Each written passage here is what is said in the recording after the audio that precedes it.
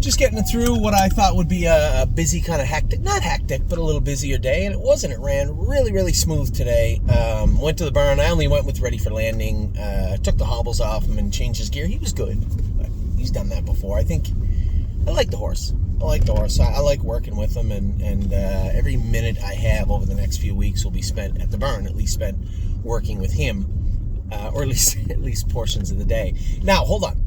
Before we get into this video about the qualifiers and schoolers, I need to make a announcement for our group.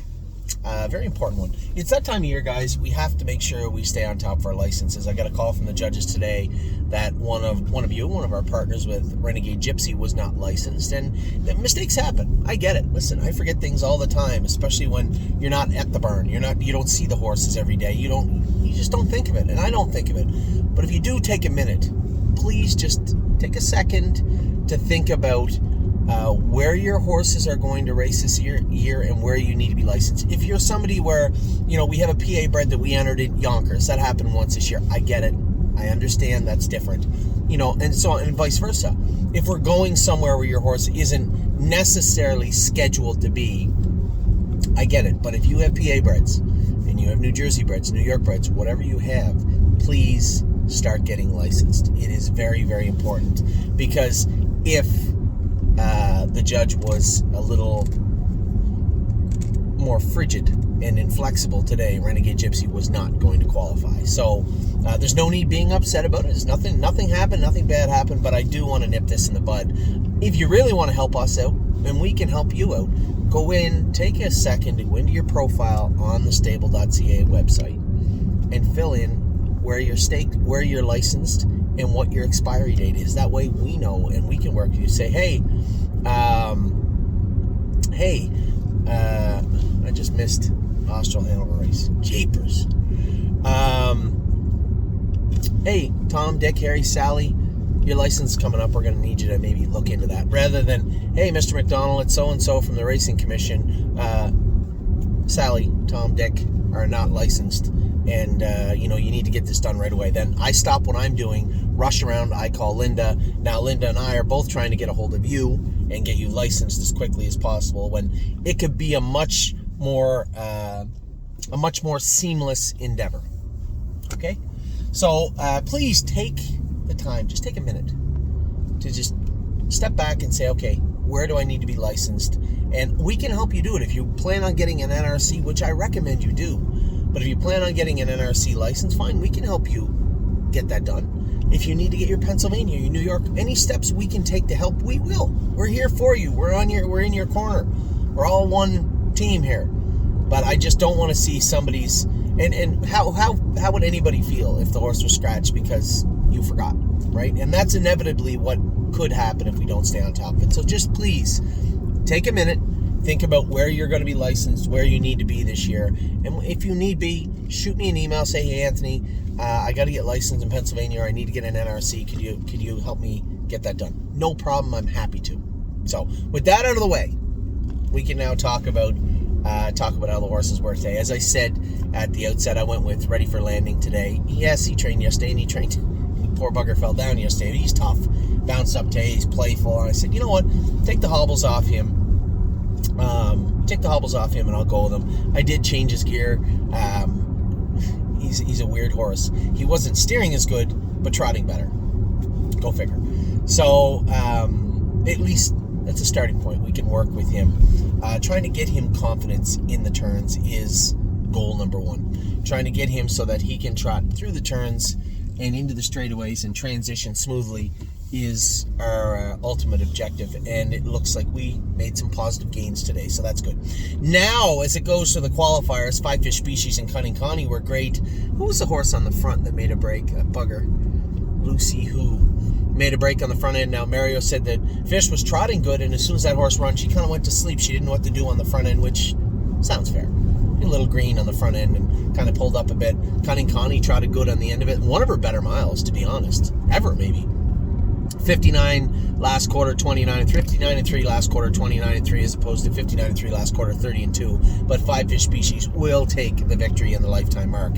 Cunning Connie was second, and both were really good in the third. Renegade Gypsy was good, and I talked to Mario after we scoped everybody. Everybody scoped clean after the qualifiers. He said, maybe we'll draw blood, make sure, keep an eye on his AST and his GGT, both, so the liver and muscle counts. Smart. And secondly, maybe go with him one more time.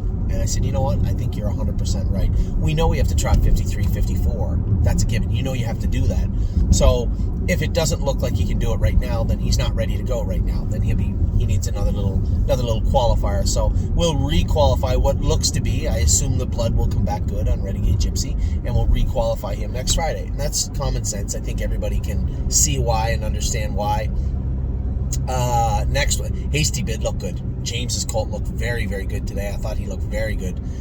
Very happy with him. The next one we went with was Race 8 and Spitfire Overseas. Oh my goodness, 55 and 1, 27, 55 and 3, 27 and 1 on the end of it, and he looked very, very powerful. Dominic has done a tremendous job with this horse. Now remember, every horse is a little bit different. Brace was ready early. Crantini was ready last week. We've already raced Carter Michael Dio, but we were aware, and Dominic and James are aware, that this horse just, for whatever reason, just wasn't ready to rock right when we wanted him to.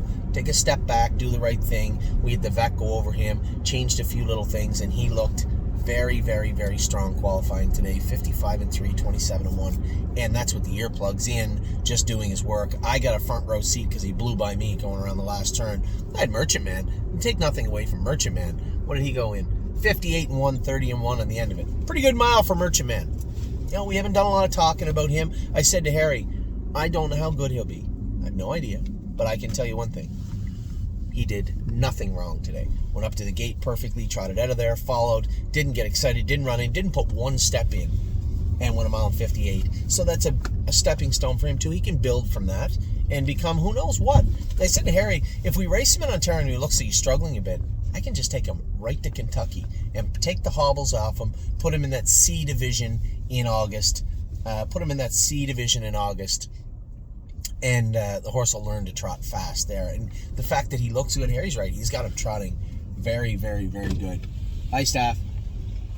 How you doing, buddy? You know what? The great thing about this community is, too, this horse racing community. That was Mike Saftik, right? Kind of scaled back, just training his own, doing his thing. I saw him at the qualifiers, schooling his horse or qualifying his horse. Here he is pushing a wheelbarrow going back to the barn. This game, it's an industry that has long hours and it's tough, but you know what? Everybody in it, for the most part, loves being in it. I know I do. So, Spitfire Overseas was great, fantastic, and so was Merchant Man. Very, very good. Now, somebody had sent me a message at Hasty Bid. Geez, I wish he could qualify once more. It doesn't look like he's ready. I keep telling you guys, you have to please understand, time means nothing, right? It means nothing. Zero. You know, nothing but a dreamer. Got away, got shuffled. James jammed him in the 2-hole around the last turn. If James had a wheeled him out, let him rock, he would have won a mile 56, but who cares? You know, I told James with Spitfire, and I joked about it the other day, I don't want you to go on 59 with Spitfire. He's got a stake race in Plain Ridge. He's going to Plain Ridge on the 15th. Don't screw around. You don't have to go in 54, but don't go in 59. Because if we go to Plain Ridge with a horse that's been in 59, knowing he probably can trot in 55, that's fine, but you're racing against horses that have been in 55 already. So, I was very, very happy with the way that James qualified the horse. I was happy with everybody today, and nothing but a dreamer. Don't worry about the 58, 28 and 2 on the end of it. Try 54, 55 right now, that horse. He's ready to go. No problem. Now, the schoolers, although they weren't the greatest horses, right? How the hell is coming back? How's he going to be? I think we're going to take everything off of him. I had the hobbles on him today, and he was goofing off before he went to the gate, but in the mile, behind the gate, he was pristine, perfect. Sound as a dollar, too, which, to be fair, the vets were not certain that would happen. This horse was sound as a dollar, trotted great. I felt the hobbles were bothersome to him a little bit in the mile. They annoyed him a little bit. He did his work 2 minutes last half, 59. I think we'll school him again because he's going to have to trot 55. We race him where we want to at Mohawk unless we look at moving him somewhere, which I don't really want to do right now. It looks like Mohawk is a place for him to be, so let's school him next week at Mohawk. Nothing on. Take the hobbles off him, see if he can go. Maybe we'll put him in Schooler 1 and take the hobbles with us just in case he doesn't do it. But I think we'll school him out the hobbles, take the hobbles down with us, and go with there for how the hell. But man, I like the way he's trotting. Look good. And probably the biggest surprise of the day, in fact, by far the biggest surprise of the day, my 1%, 59 last quarter, 28-3. He was good. Now we got him. Good. Very, very happy with the way he looks. Very happy with the way he's trotting. The confidence, put his nose right on the gate, followed a helmet good. He was in with Pacers, so I sat at the back, but he followed right on a helmet the whole way down lane and blew by 3 horses, 3 Pacers at the wire, and looked very, very good doing it. So a great day, top to bottom, from everybody. Happy with the qualifiers, happy with the schoolers, and you know what? I was happy with Ready for Landing. As I told all my partners Ready for Landing, just relax. Just take your time. I know it's frustrating to hear, oh, he made a break, We'll get him. Don't worry, it'll just take a little time.